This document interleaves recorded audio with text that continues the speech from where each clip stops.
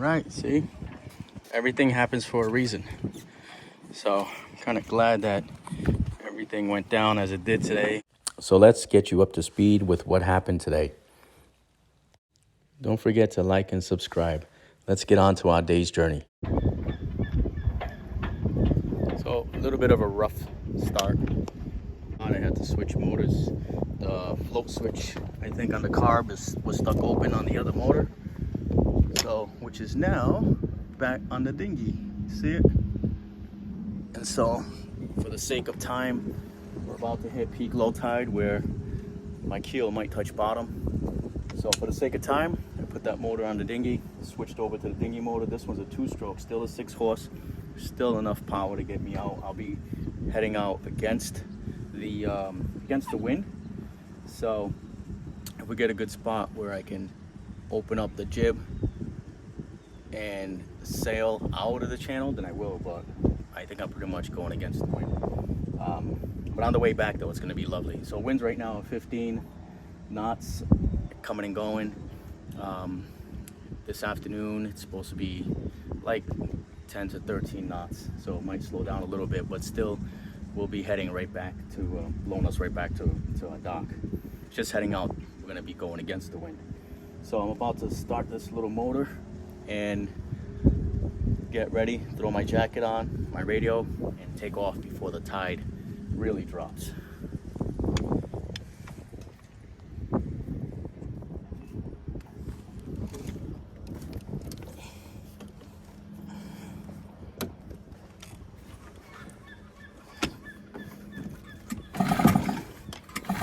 Get her primed. 5 pulls. Put the choke in.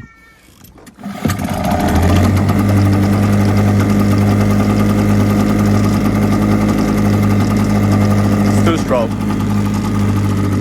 She always smokes a little bit before she goes. So that's the kind you mix the oil 50 to 1 in the fuel. She only has a internal fuel tank, but the other one has an external fuel tank. But I'm not worried about getting stuck because we're a sailboat, so we'll sail back. Let's get her going. All right, we're off.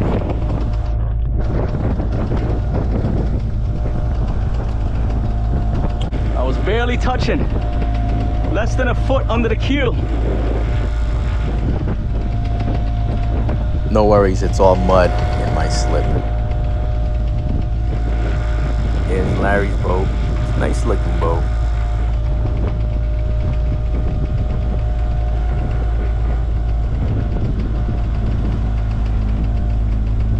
Oh, the sound of the little outdrive trying to push through the wind. There's nothing like the moment though when you turn the engines off and you just go coast with the breeze. Okay, we're on the channel. Come on now, Yannick, straighten out. There you go, that's how I like to see it. Got 4.5, almost 5 feet under the keel now. We're in the channel, but it was hairy back there. It was 0.8 of a foot. Wow, but I know it's all mud, so I wasn't too concerned. Today we're gonna raise the main and the jib. Yeah. One of the last month to sail. Might get a couple of sails in before the end of the season. Got that little osprey they're working on back home. Here she is. She's getting a tabernacle built for her mast to make it easy to step the mast single-handed.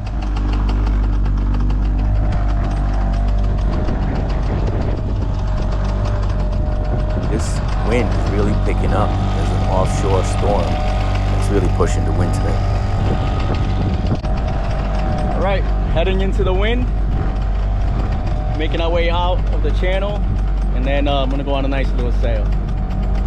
So, should catch some good wind. It's blowing pretty good. We're just right now going. It's starting to shift. It might shift to the beam. It might, yeah. It looks like it's starting to shift to the beam a little bit. But it was, we were in irons. We were going directly into the wind. So I'm pretty much gonna motor as far as I can out of the channel till it opens up and then pull up the sails. Be nice to raise the main right here, but it gets airy around here. The public ramp's coming up, so it gets a little airy trying to do that while holding the boat in motion. It's safer to do it out and open where the water's more open, where there's less traffic. See you on the water. Well, heading back into port. She was hit a blow that was pretty powerful. It's getting down now, but this little tight had trouble pushing against it. So we turned her back around. Sometimes things happen, you know, like the motor float switch being stuck. Maybe that was a sign. Today's not the day to go out. So we're gonna take the other boat out. Yeah, right now it's beautiful, but I was out there, I was fighting against this gust that came through, and I had a hard time in that narrow channel heading out. Opened up the jib for a little bit on the way back, but I think I need to get a bigger motor back here if I'm gonna pull it out when the winds are really gusting, unless I have a favorable wind getting me out to sea. Anyway, we're heading back in. All right, so here's the problem I had. One, I usually leave the fuel connected. Probably not a good thing if it's sitting there for a little bit of time because it just builds up pressure. But my car was choking out, just flooding out, and I knew that because it was spitting fuel out of here. So there's a valve in here. Let me turn this off. There's a little float valve in here that opens and closes. When the bowl is empty, it drops down, lets gas through. When the bowl is full, it clumps up, closes up, and covers the jet. So by doing so, it won't allow more fuel in. So mine was stuck open. So that means the carburetor bowl kept flooding, and that overflow was pushing right out of that little hole here, right out of there, that little hole. So what I had to do was remove 1, 2 screws, and I had to loosen the flywheel. There's 3 screws going around in order to get that bolt out, because I didn't have a nice small enough wrench to get in there. Took it apart. There's 3 screws on the bottom of the bowl. Emptied it out, and then I shot some WD-40 through the jets. Everything looked fine, and the float valve was closing just fine afterwards, so hooked it back up. But since I was here, and this is a new motor, I went ahead and changed the spark plug too. So now we should be good to go. So my next time sailing, I can take this motor out. So, you know, this one's 6.5, the other one is 6, but it's got a little more kick. And so I think if I had this one, I would have been able to push through the winds today, but on that little motor, could not push through the wind. So Chiron, we didn't make it too far. See, everything happens for a reason. Check this out. See that crack? Don't mind the greasy hands. A friend of mine just lost his Yamaha off the back of his boat when the plastic on the engine mount broke right off. That bracket broke clean across. This is a totally different brand, but I was about to lose my outboard. Got the motor off. Now let's see. Let's see what I'm talking about.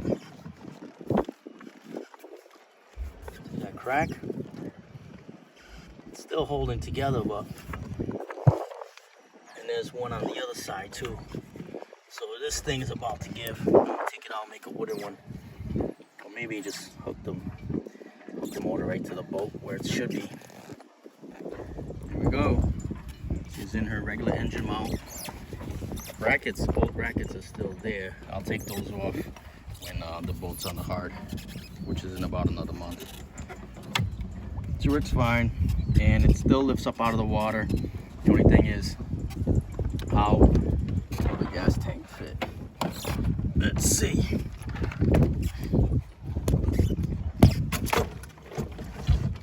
Yeah. All right, see? Everything happens for a reason.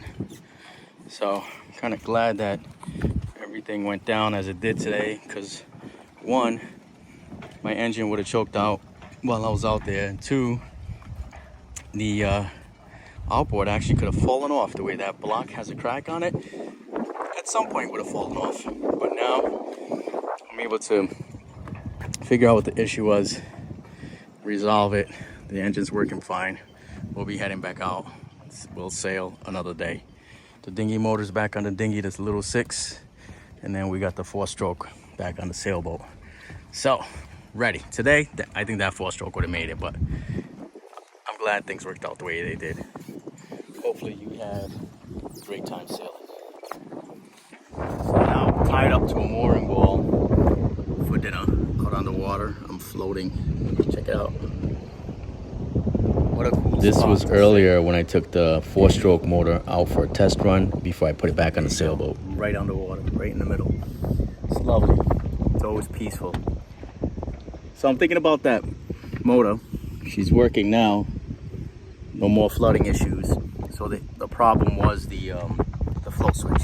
That's what the problem was, and it was stuck wide open. So the bowl was overflowing, and the fuel was spilling out. So that's why I swapped out the motors. But now I figured out the problem. It's good. And what I'm going to do is make sure I disconnect it from the fuel supply between uses if it's going to sit for any length of time, so the pressure doesn't build up in the bowl. I think if I ran it dry, then the pressure that was against the float would have released, and the float would have been able to go up and down again.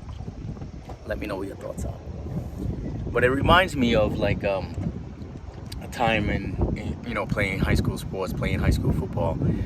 For the guys that weren't starting, they're sitting down on the bench, they're waiting to go in, and sometimes we were winning by 3-4 touchdowns. So the coach would put the JV in at the end, and the coach would be like, "Hey, you ready? 22, you ready? 22, you ready?"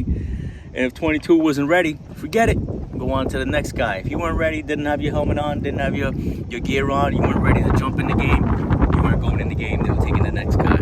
And that's what we did today with the motor. The motor wasn't ready. I didn't want to fiddle around, waste time getting it ready. So I just grabbed the backup motor and we took off.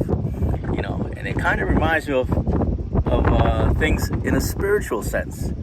When you feel called to something spiritually, and if God puts you on an assignment and you're not ready, it's all right.